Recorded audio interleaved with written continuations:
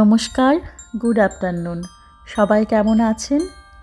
আশা করি সবাই ভালো আছেন ও সুস্থ আছেন।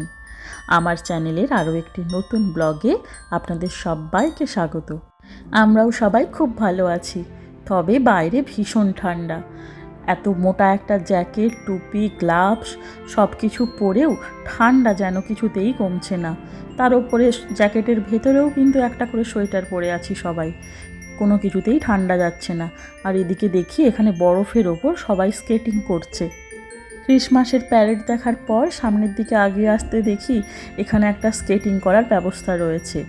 টিকিটের দাম রয়েছে অ্যাডাল্টদের জন্য 17.50 পাউন্ড, মানে ওই 1800 টাকা মতো, আর 3 থেকে 12 বছর বয়সীদের জন্য 12.50 পাউন্ড, মানে ওই ধরুন 1300 টাকা মতো।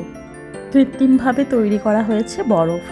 আগের বছরও ঠিক এই জায়গাটাতেই এই স্কেটিংয়ের ব্যবস্থাটা ছিল। আর ওই দেখুন, একজন দুম করে পড়লেন স্লিপ করে। আর এই শক্ত পাথরের মতো বরফের ওপর পড়লে কী যে লাগে।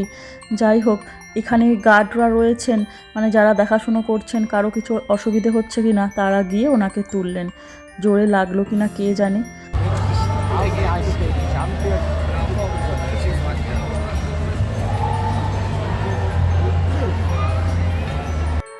যেখানে স্কেটিং হচ্ছে তার সামনেটাতেই বেশ কিছু দোকান বসেছে ক্রিসমাস উপলক্ষে, সব কটাই তবে খাবারের দোকান। আর কিছুজন ছবি তুলছে দেখে পৌলমীরও খুব ইচ্ছে হয়েছে ও ছবি তুলবে। তো আমাদের দুজনের ছবি তুলতে গিয়ে ও ভিডিওই করে ফেলেছে। বাচ্চাদের মনে হয় নিজের ছবি তোলার থেকে অন্য কারো ছবি তুলে দিতে পারাটাতেই বেশি আনন্দ। চলুন, আজকে এই ম্যানচেস্টারের সব থেকে পুরানো যে ক্যাথিড্রাল চার্চ ভাবছি সেইখান থেকে ঘুরে আসব। আর এই দেখুন, এইখানে প্যারেডে যারা ওই বাজনা বাজাচ্ছিলেন, ড্রাম বাজাচ্ছিলেন, তারা সব ড্রামগুলো এখানে রেখে দাঁড়িয়ে আছেন। হয়তো এবার রেস্ট নিচ্ছেন, এখান থেকেই যে যার বাড়ি চলে যাবেন।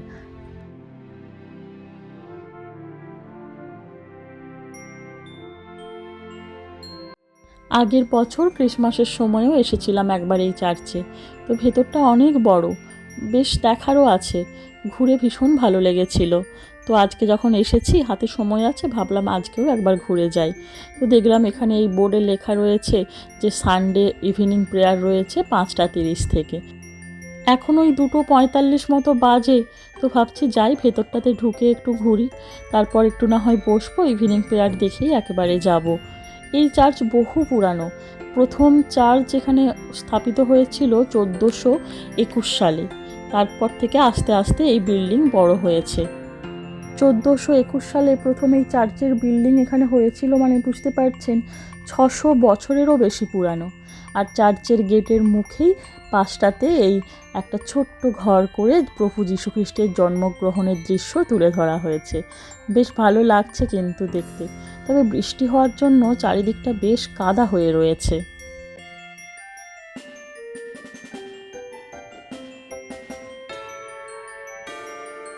চার্চের এরিয়াটাও কিন্তু বেশ বড়। তো চার্চে ঢুকতে যাওয়ার সময় জানতে পারলাম এই চার্চের মধ্যে আজকে একটি বিয়ের অনুষ্ঠান রয়েছে। সেই কারণেই সাধারণ মানুষের এই সময়টাতে প্রবেশ নিষেধ। তবে 5:30টার সময় প্রেয়ারের জন্য সবাই আসতে পারে। তো এতক্ষণ বাইরে তো ওয়েট করা সম্ভব না, তাই চলে এলাম। ভাবলাম একটু বড়দিনের মেলাটাই ঘুরে দেখি। আর এদিকে আমার গ্লাভস পরেও হাত গরম হচ্ছে না। দুটো বাচ্চা দেখুন জল নিয়ে খেলছে।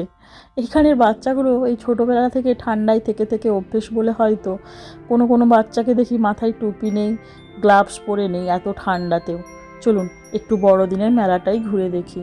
এখানে বড়দিনের মেলা মানে ওই সব টয়েস, ক্রিসমাসের জন্য ঘর সাজানোর জিনিস, বিভিন্ন ধরনের কুকিজ, চকলেট, এছাড়া ড্রিঙ্কস আর কাঠের জিনিসের দোকান দেখতে পাই। এই দেখুন, বলতে বলতেই এইখানে একটা কাঠের নাম প্লেট বিক্রি হচ্ছে, মানে কাঠ দিয়ে তৈরি বিভিন্ন কার্টুনের ওপর ডিজাইন করে বেশ কিছু কমন নামও লেখা রয়েছে। কেউ হয়তো বললে সেই অনুযায়ী নামও লিখে দেবেন। আর তার পাশেই দেখুন কি সুন্দর ঘর সাজানোর জন্য জিনিসগুলো। বড়দিনের জন্য এগুলো সাজাতে বেশ ভালো হবে। এই পোলার বিয়ারটা বা এই স্নোম্যানটাও বেশ সুন্দর লাগছে। আর পাশে এই ছোট্ট ছোট্ট দেখুন ক্রিসমাস ট্রিতে সাজানোর জন্য রয়েছে। 7টার দাম রয়েছে 30 টাকা, মানে ওই 3000 একটু বেশি হবে এই রকম দাম। তার পাশেই রয়েছে ড্রিঙ্কসের দোকান। তারপরে রয়েছে এখানে উলের সোয়েটারের দোকান। কিছু কিছু এগুলো মনে হয় হাতে বোনা রয়েছে। এখানে আবার জানেন হাতে বোনার ব্যাপারটা ভীষণভাবে রয়েছে। হাতে করে উল বুনতে বা ক্রুশের কাজ করতে এখানকার মানুষজন ভীষণ পছন্দ করেন। আর বিভিন্ন ধরনের উলও পাওয়া যায়, দেখলে আপনারা অবাকও হবেন। আমার শাশুড়ি মা যখন এসেছিলেন এখানে, ওনাকে বেশ কিছু উলও কিনে দিয়েছি। উনি খুব ভালোবাসেন সোয়েটার বুনতে। দাঁড়ান, আপনাদের একদিন নিয়ে যাবো এই উলের দোকানটাতে। আমি তো প্রথমে ঢুকে একদম অবাক হয়ে গিয়েছিলাম যে এত ধরনেরও উল হয়। আর এই যে তার পাশেই রয়েছে চকলেটের দোকান। ক্রিসমাস মানেই এখানে চকলেট, কুকিজ, কেক। তো যারা বাড়িতে কেক বানান এই চকলেটগুলো নিয়ে যেতে পারেন। চকলেটগুলো কেকে দেওয়াই চাই। আর এই দোকানটা দেখুন, অন্য দোকানগুলোর থেকে একেবারে আলাদা। বিভিন্ন রং বেরঙের মাথার খুলি, কালো কালো সব বেড়ালগুলো রয়েছে। আর রয়েছে উলের টুপি, ব্যাগ, আংটি, ছেলেদের জন্য কানের মানি পার্স।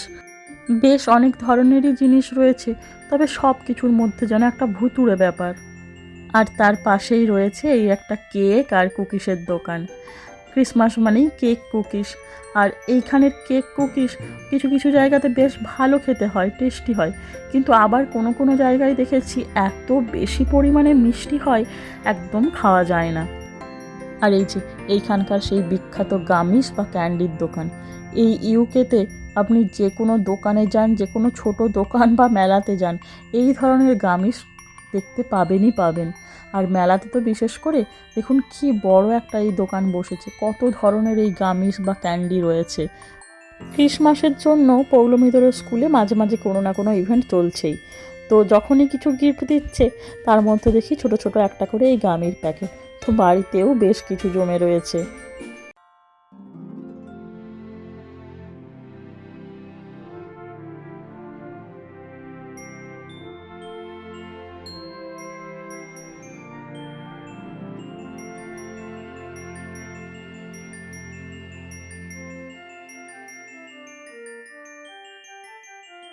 তার পাশে রয়েছে আবারও একটি খাবারের দোকান। এই দোকানটাতে বিভিন্ন ধরনের পাই বিক্রি হচ্ছে। বাইরেটাতে রয়েছে ব্রেডের কোটিং, আর ভেতরটাতে কোনো একটা পুরের মিশ্রণ রয়েছে। তবে বেশিরভাগটাতেই রয়েছে পর্ক দেওয়া, আর তার সাথে রয়েছে চিজ।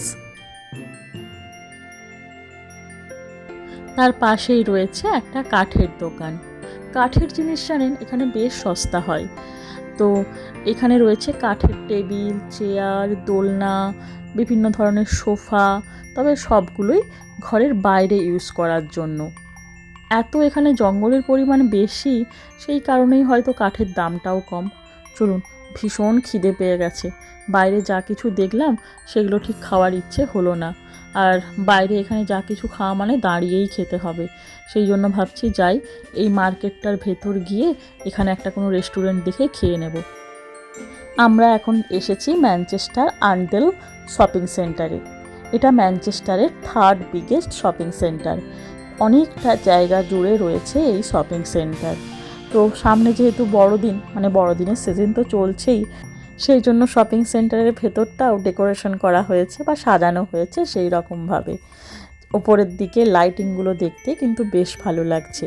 আর হ্যাঁ, আমরা যে বড়দিনের মার্কেট ঘুরলাম মানে ম্যানচেস্টারে, সেটা হয়তো আমরা হাফ ঘুরেছি, এখনও অনেকটা জায়গা বাকি আছে। কিন্তু এত খিদে পেয়ে গিয়েছে তাই ভাবলাম ঢুকে একটু কিছু খেয়ে নিই, তারপর আবারও ঘুরে দেখব।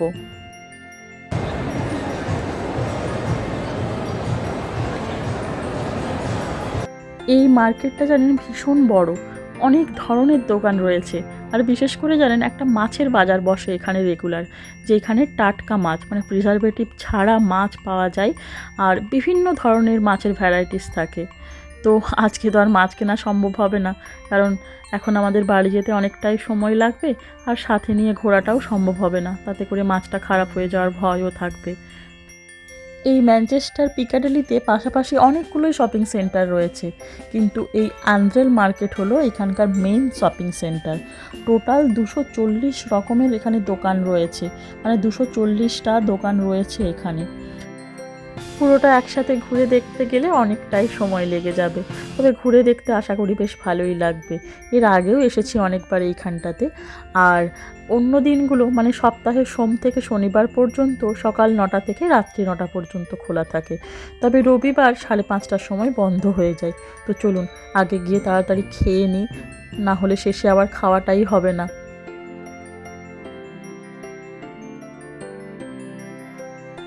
আর এই যে আরেকজনকে দেখুন, পেপা আর জর্জকে পিছনে বসিয়ে কোথায় ড্রাইভ করে নিয়ে যাচ্ছেন।